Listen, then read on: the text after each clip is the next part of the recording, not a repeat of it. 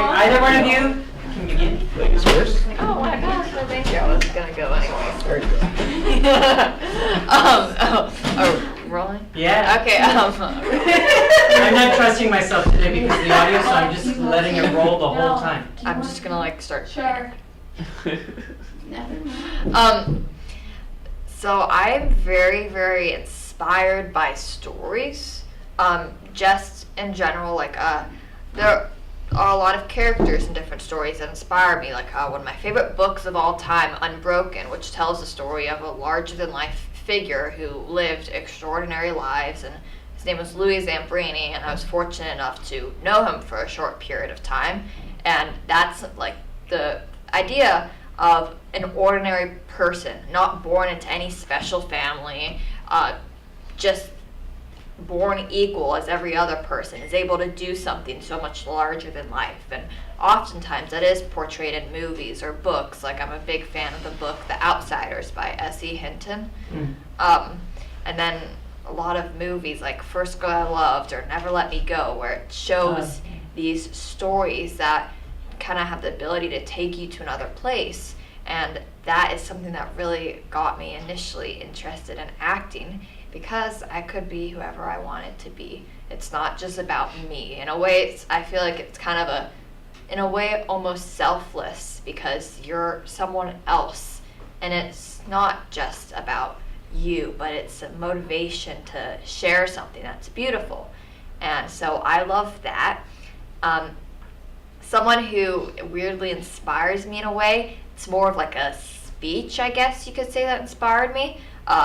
The beautiful Matthew McConaughey, who I'm not just saying this because he's so easy to look at. Not only does he motivate me to get my ass to the gym, but when he won his Oscar for Dallas Buyers Club, he went into one of his famous speeches that has the ability to either inspire the audience or like put them in a 10-minute nap. And he talked about when he was first getting started in the industry, how someone asked him, "Oh, what inspires you?" And he had to think about it, and then he said, "Myself in 10 years. And 10 years later, that same person asked him, "Okay, well, do you inspire yourself?" He says, "No, I'm inspired by myself in 10 years. And the point that he was trying to make, and that he still lives by, is you always want to inspire yourself to keep going, to improve, and you'll never really be happy. Just always be working towards this goal.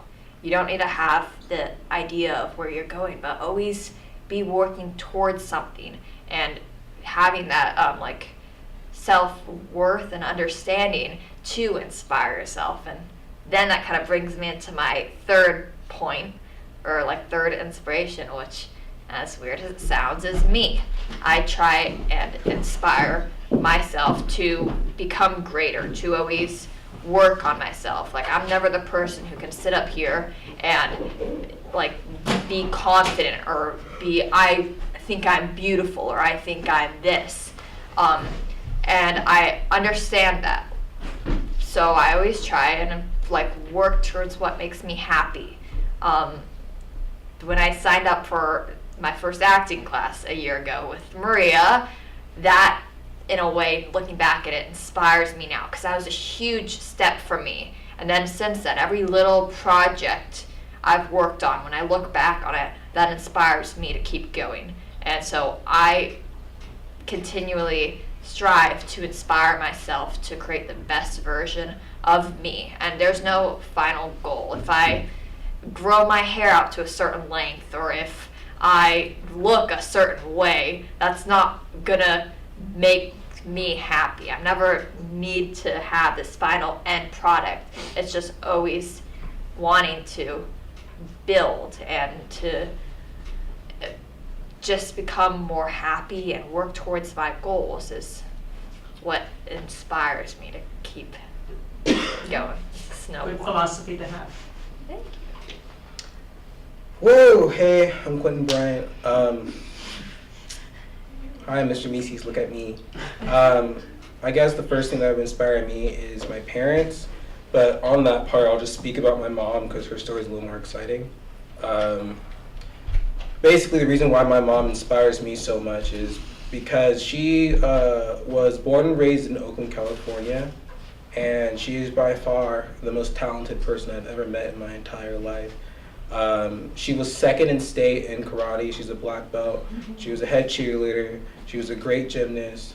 And she did all this while living in a low-income home with the odds stacked against her, excelling in school, sports, and anything and everything that she did. She literally created the dresses that her friends took to prom.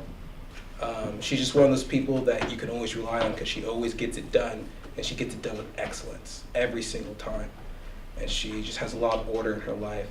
That being said, the thing that really inspires me about her is not how talented she is or how great she is, it's just how much of that talent and potential she sacrificed. I'm the fifth son out of 6 children. My parents are divorced. I love them both, but they are divorced. And my mom was the primary caretaker of all 6 of those children. They got divorced when I was in middle school. So she could have done anything in the world. She can sing. She has perfect pitch. She can hit any note. She she was doing butterfly kicks with her best friends when she was 43 years old in her backyard. I've never ever seen her bested by anything life has ever thrown at her, ever. And literally, she's literally superwoman. Not by what I say or think, but what everyone around me has told me and everything I've seen myself, unanimously, ubiquitously. So she inspires me to be all that I can be, and to realize what kills me is she always tell me that I'm so much more talented than her. So it's just one of those things where, like, when I see something that I can't overcome, it's a fallacy because she could do it, and if I'm better than her, that means I have to be able to do it. So she always pushes me to be all that I can be by just being herself, and I love her for that. Number 2, Chance the Rapper inspires me. The reason for that, he's one of Kanye West's best prodigies. The great thing I love about him, though, is he's at one of the high points in the music industry right now, but he has never thrown away any piece of who he is, good or bad. He's proud of being a rapper that is a Christian, and he stood by that throughout anything. And I think it's just amazing that he won 3 Grammys on his last album, The Coloring Book, without selling a single copy. So just keeping true to himself and then achieving heights that no one's ever done that in the history of the world. No one's ever gotten 3 Grammys for an album without selling a single copy. So that inspires me to always keep true to who I am and not bend for anyone. Which, on a side note, reminds me, when I was in my last year of high school in my drama class, we all had our final things, which we taught to each one of our classmates. And my friend was giving out cards to everyone, describing a finite piece of my personality. And my card said, "I'd rather die doing it my way than do it your way." So in a sense, I just really, Chance inspires me because he shows me that there's a way to go about doing that professionally and achieving excellence. And last but not least, third that inspires me is me, but I would say 5-year-old me. And basically how I came about realizing this is when I was 18, a lot of crappy things happened to me. I lost a lot of people that I felt were good friends that weren't really my friends, and yada, yada, yada. But when I was at one of my lowest points in that time period, I went back to my middle school where I first started doing theater in school. I did theater and other things, but theater in school, and I saw a play, and I met there my study buddy. I think I was in fourth grade, and my study buddy that was my kindergarten study buddy, I met him again, and he was in middle school, and he was actually following my footsteps, and he was doing theater, doing the plays and everything. And his mom saw me and recognized me walked up to me. This is probably what, like 10, 12 years later. Walks up to me and tells me how thankful she was that I was there as a mentor for him when he was in kindergarten. And that made me remember. See, I don't know about you guys, but when I was 5 years old, I was a dreamer. I was a kid that would hop off a really high place and flap my arms because I told everyone I wanted to fly. And I keep doing it. And I said, I'm an angel, I'm gonna fly. And I wouldn't listen to anyone, and I'd do that almost every other day. And one of my friends, this girl I knew, Amy Skinner, had to talk me down, and I would jump off anyway. She'd be like, wait, and it was probably as high up as this whiteboard thing. It was this huge wall, and I'd climb up it, and I was 5 years old. It was first grade, kindergarten. I'd hop off this, claiming that I was an angel every day. And basically, there was a vision I've had since I was been 5 years old, and every day I'm fulfilling a piece of that vision. And what inspires me about myself is the great belief that 5-year-old me had in myself that I would achieve those things. And every day when I surprise myself by accomplishing one more of those things, even the small parts, like I always said that I was gonna have long hair. And I had the shortest hair out of everyone in my class every year.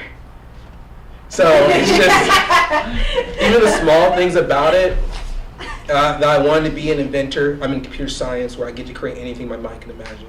That I wanted to be a famous actor. I've been doing various acting things. I made it as modeling. I made it on every bus in Santa Barbara fall semester of 2016.